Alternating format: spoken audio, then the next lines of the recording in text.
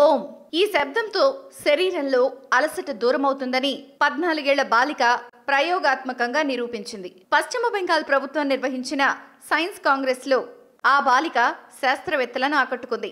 కోల్కతాలోని Adam's world స్కూల్లో 9వ తరగతి చదువుతున్న అన్వేష్ రాయ్ ఓంకారంపై పరిశోధన చేసి ఓం శబ్దాన్ని వినడం వల్ల రక్తంలో ఆక్సిజన్ శాతం పెరిగి కార్బన్ డయాక్సైడ్, లాక్టిక్ యాసిడ్ నిల్వలు తగ్గుతాయని, తద్వారా అలసట ఉండదని నిరూపించింది.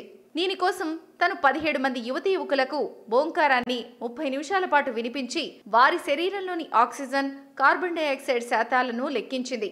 ఓం శబ్దంతో వారి శరీరంలో ఆక్సిజన్ పరిమాణం పెరిగి కార్బన్ డయాక్సైడ్ శాతం తగ్గడం గమనించింది. అన్వేష ఉత్తరాఖండ్లో పర్యటించినప్పుడు బగేశ్వర్ నుంచి 68 కిలోమీటర్ల దూరాన ఉన్న కేదార్నాథ్కు కాలినడకన రోజు నీటిని తీసుకెళ్తున్న కొంతమంది పూజారుల్లో ఎలాంటి అలసట కనపడకపోవడం తనకి ఆశ్చర్యానికి గురి చేసింది. దీంతో ఓంకారంపై తన ప్రయోగాన్ని నిర్వహించాలని అనుకుంది. ఓం శబ్దం ద్వారా శరీరంలో 430 హెర్ట్జ్ల పౌనఃపున్యాలను వెలువడుతున్నట్లు గుర్తించి వివిధ ల్యాబొరేటరీల్లో 5 ప్రయోగాలను చేసింది. ఓంకారం నుంచి వెలువడే ప్రత్యేక పౌనఃపున్యం కలిగిన శబ్దాలు శరీరంలోని న్యూరో ట్రాన్స్మిటర్స్తో పాటు హార్మోన్ల స్థాయిని పెంచుతాయి.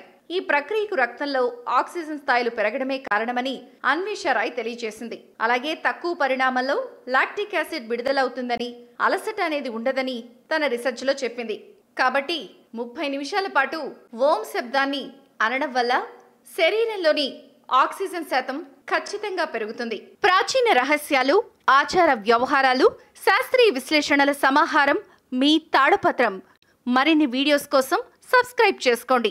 ధన్యవాదములు.